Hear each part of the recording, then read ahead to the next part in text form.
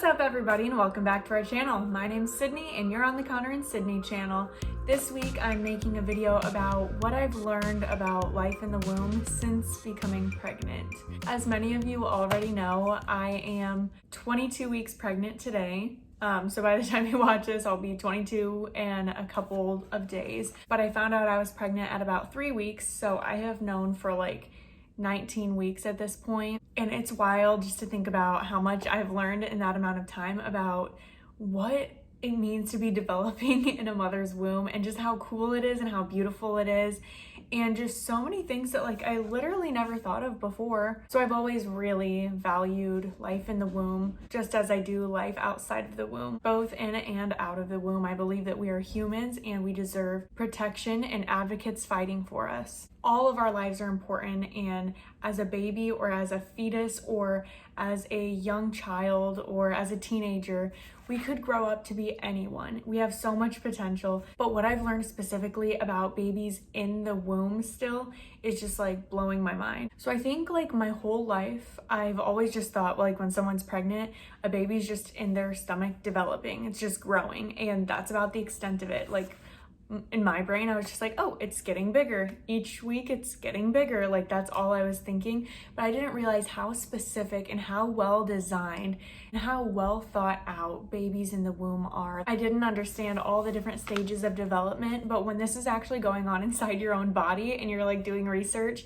and all those types of things, you learn so much and it really hits you hard about how beautiful and how cool it is. Okay, I'm just gonna get into it. I have a pregnancy app on my phone that tells me like week by week how big my baby is and things that are going on in the baby's body, and specifically what is growing and developing that week. And I've been sent videos by people that tell me like week by week what's going on in my baby's body. And I was actually given this book by a coworker. It's so sweet.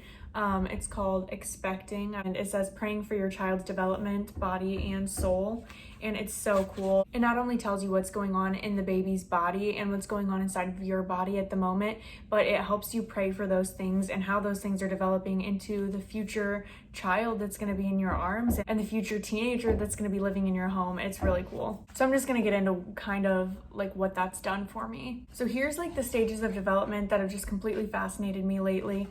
So like I said, when I found out I was pregnant, I was about 3 weeks pregnant.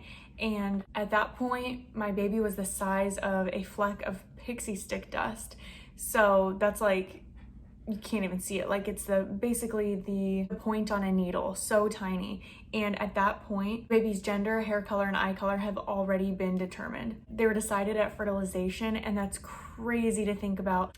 Then at about 5 weeks or 5.5 weeks or so, when I went back to the doctor, we were actually able to hear the baby's heartbeat, which is incredible that something so small already has its heart beating inside of you.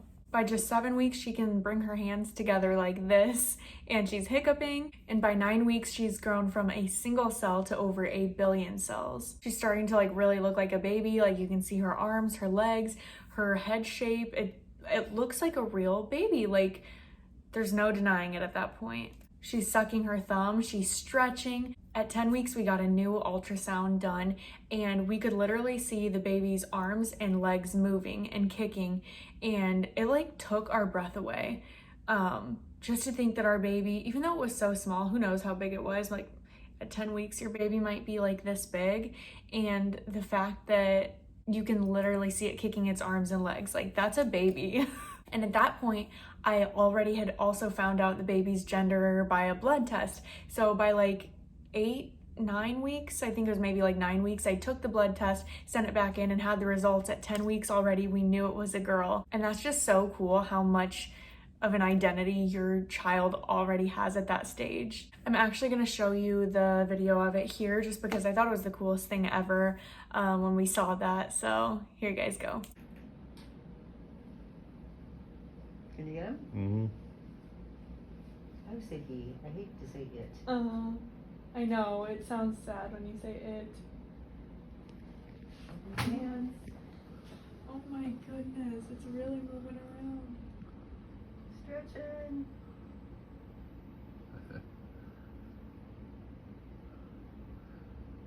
Wow, that is so cool.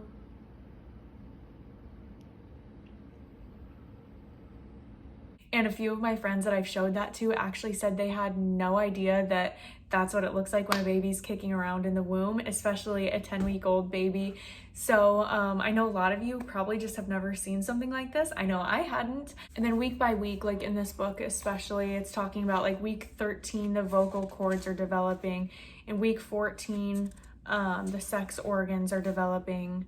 Week 16, the facial muscles are developing. The baby can smile, the baby can frown. And this, like, knowing these things really helped me pray for my baby, that like my baby will have joy, my baby will be smiling, and that those things will continue through her entire life. It really made me start thinking about, like, I don't just want a joyful baby, I want a joyful toddler, I want a joyful teenager, I want a joyful child when she's an adult. Like, it really puts things into perspective when you realize even as a little baby in the womb, she's already doing these things. So then at 19 weeks, it became even more real when I started feeling those little flutters in my belly. And the first time I felt the baby kick, I was like pushing around on my belly because I was like, man, I keep feeling like those fluttery feelings. Maybe it is a kick. And so I like kind of pushed down on one spot on my stomach, and I felt the baby right against it. It felt almost like a punch against my hand. And that's when I like freaked out and told Connor. I was like, oh my gosh. And he came over and he was feeling around too. And after about a minute or two, we both felt the kick and we both were like at the exact same time, and we looked at each other.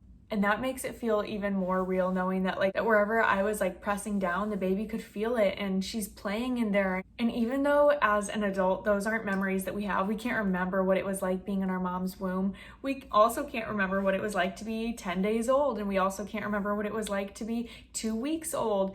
And at all those stages, the baby is already playing and kicking and hiccuping. And that baby, even though it's not complex thoughts, it like understands what's going on, it knows what's going on. And today I'm at 22 weeks, and my tip of the day said that the baby, even though its eyes are fused shut, it's starting to be able to recognize like light. And so it said to shine a flashlight on your belly and see if you can get the baby to kick like that. And it just shows that the baby understands that there's light being shown onto your belly.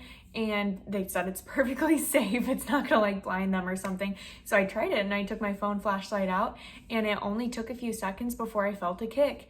And that's so cool to me. Like, she's a real human doing real human things and reacting already. And from this point forward, her sense of sound and hearing is gonna be developing even more. So they said right now that she can hear like things that are going on in my body and like the blood rushing through my veins. And it's only a matter of time before she can hear our voices too. And I don't think it's a coincidence that last night when we were at church, we were worshiping and she was kicking so much. And I really think it's because like when you're speaking or singing, I think she can hear like that there's sound or there's like movement going on inside of me, and she was kicking so much during that. So I don't think that's coincidence. So the things that you're hearing right now aren't things that everybody's gonna tell you, especially if they want you to have the choice of getting rid of your baby. And that's why also many clinics who are giving you that choice to decide if you want your baby or not won't show you an ultrasound, because they don't want you to see your baby kicking, because it really does take your breath away. And it's so mind-blowing and beautiful, and it significantly increases your chance of keeping your baby after you see your baby in an ultrasound, because it's just, you feel this connection to it and you don't want to let it go. So that's why I want you guys to see these things today.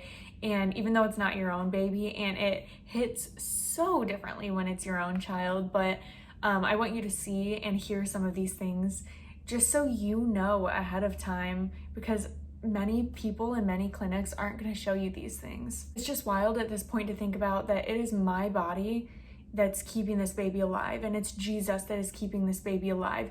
In the same way that when this baby is 2 weeks old, it's going to be me and my body and Jesus that are keeping this baby alive. This baby can't survive on its own right now. Yeah, that's absolutely true. But this baby can't survive on its own in when it's 2 months old, even 5 months old. It needs its mom and the things coming from our body to keep it alive. If you leave a baby on its own, it's not going to survive. So saying that my baby is not yet a baby because it can't live on its own and sustain itself on its own, just doesn't really make sense to me, because that will be the case also when the baby is a few months old. I won't be able to leave it at home for 24 hours and expect it to sustain itself. It relies on our bodies to keep it alive at both stages. So I know what you're thinking, like you probably only care about babies before they're born. And that's actually so far from the truth. And people think that anyone that really values life in the womb just doesn't care about the baby or the mother after they're born. But I think that's only because many people have been connected with the wrong people, and they've been connected with the wrong groups, and so they don't know what's really out there. But women do deserve help and support both before the baby is born and after. And so an organization that I've gotten to know well over the past few years is called She Found His Grace, and I'm sure this isn't the only organization that is like this. And I'll put the links down below, I'll put their information down below, but people are providing for these mothers and buying everything on their baby registry for them so that they don't even have to spend $1 on their own child. And they'll continue to support them after the baby is born. And I know there are many other organizations out there, but this one specifically, doesn't matter where you're from, you can contact them and let them know what kind of help you need. It's from women who are recovering from past abortions. It's for women who are wondering, maybe even wanting their baby and wondering, how am I going to make this happen? It seems impossible for me to be able to make this happen. So it's really for any woman that is pregnant and needing some sort of help, whether it's financial, whether it's emotional, whether they just need options and just need help, but they truly want all the options given to them. Like, tell me what's going on in my baby's life, show me, and then let me decide once all the options are in front of me. And like I said, I have always valued life in the womb, but it's just so much more impactful once I've seen my 10-week-old baby move and once I've felt my 19-week-old baby move. So that's basically all I wanted to share with you guys today, and I hope you found this interesting. Let me know if there's something that you learned in this video that you didn't know before. And I'm just gonna read to you 3 verses before we go. One is Psalms 139, 13 through 16, and it says, "For you created my inmost being. You knit me together in my mother's womb. I praise you because I am fearfully and wonderfully made. Your works are wonderful. I know that full well. My frame was not hidden from you when I was made in the secret place. When I was woven together in the depths of the earth, your eyes saw my unformed body. All of the days ordained for me were written in your book before one of them came to be." Similarly, Jeremiah 1:5 says, "Before I formed you in the womb, I knew you. Before you were born, I set you apart. I appointed you as a prophet to the nations." And Isaiah 64:8 says, "Yet, O Lord, you are our Father. We are the clay, you are the potter. We are all the work of your hand." So I think these verses speak for themselves in saying that God knew us before he even created us, and then he wove us together in our mother's womb. And we are human, we are valuable, we are important, we are beautiful, we are beautifully made, and we have so much reason to live. All the way from conception, we were valuable, we are wanted, and we are loved by someone so much bigger than even our moms. It doesn't even matter if your parents' feelings for you when you were born, if they gave you up for adoption, it does not matter. We are wanted and we are loved by someone so much greater. And our purpose and our identity lies in him and him alone. That's all I got for you guys today. If you haven't subscribed yet, go ahead and subscribe down below. We're trying to hit 1,000 subscribers in the next couple of months before like April, I believe, March or April. So all of your support really, really helps. Thank you so much for being here. Give this video a like before you leave, and remember that what God thinks about you is way more important than what the world thinks about you. We love you guys. See you soon.